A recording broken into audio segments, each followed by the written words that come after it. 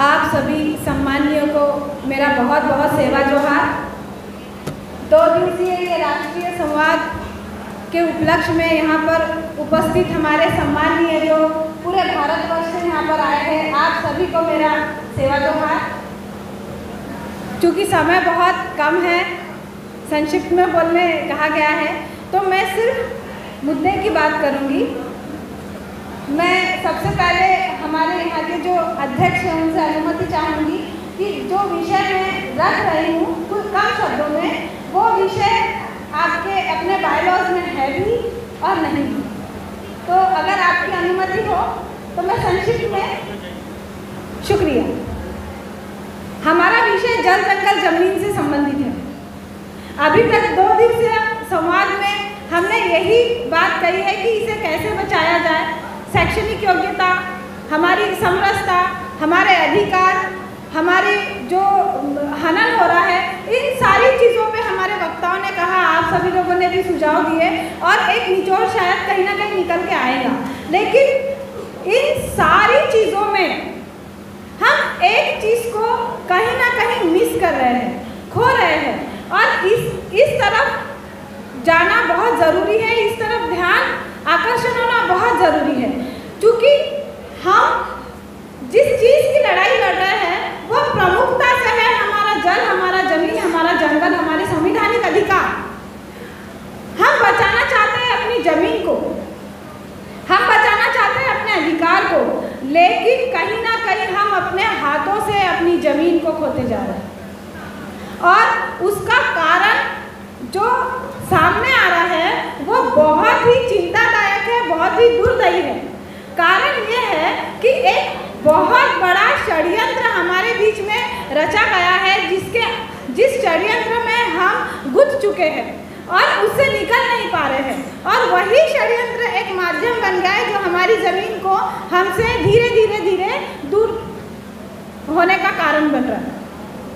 आज हमें बताइए, अगर हमने जल जंगल जमीन की लड़ाई लड़ ली और हमारी ज़मीन हमें वापस मिल भी गई, लेकिन ऐसे ज़मीन का हम करेंगे क्या जहाँ पे उपज ही ना हो,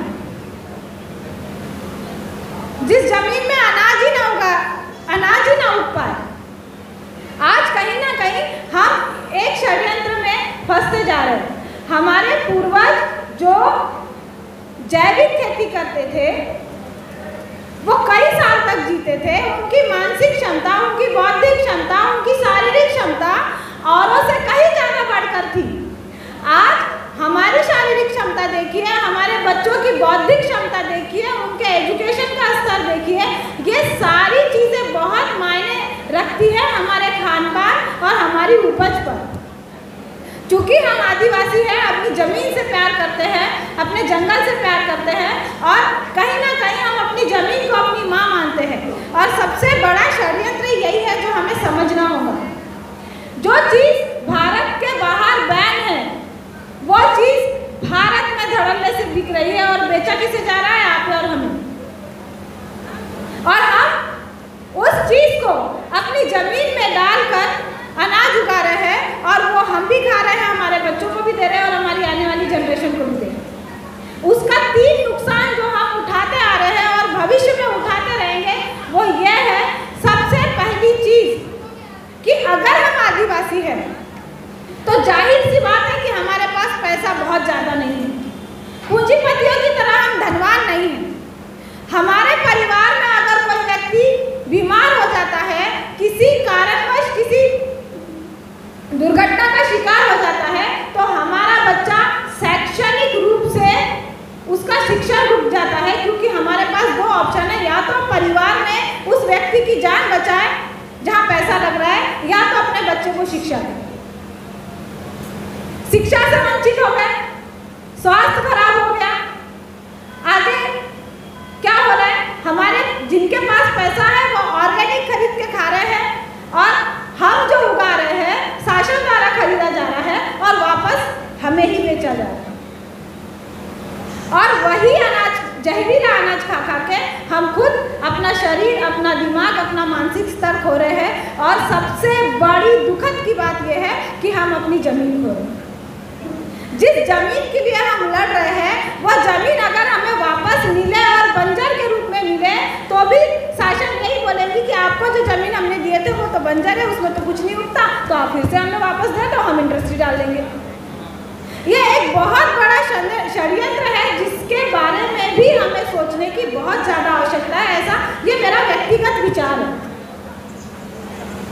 क्योंकि हमारे पास में पैसा नहीं है कि हम बहुत बड़ी लड़ाई लड़ें, हम इतने सक्षम नहीं है कि हम उन लोगों से टकराएं, लेकिन हाँ, हम विचारशील हैं, हम तर्कशील हैं, हमें सोचने समझने की बौद्धिक क्षमता है।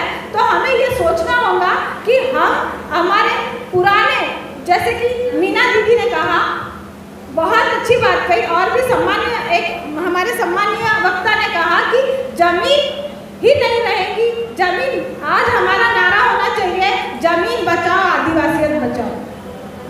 जो सरकार का नारा है बेटी बचाओ बेटी पढ़ाओ, हम तो सत्ता ही मात्र सत्ता के लोग हैं, हमारी तो सत्ता ही मात्र सत्ता थी, और हमारी मात्र सत्ता को अडॉप्ट करके उन्होंने पितृ सत्ता लागू करी। तो हमें बेटी बचाओ और बेटी पढ़ाओ के नारे में नहीं फंसना है, हमें तो लगाना है अपनी धरती बचाओ, अपनी भूमि बचाओ और आदिवासियत को बचाओ। बहुत ज़्यादा कुछ नहीं कहूँगी, क्योंकि बहुत सारा कुछ आप लोग सुन चुके हैं और हमारे प्रमुख, हमारे अध्यक्ष को सुनना है। बस इतना ही कहूँगी। जय जोहार, जय आदिवासी।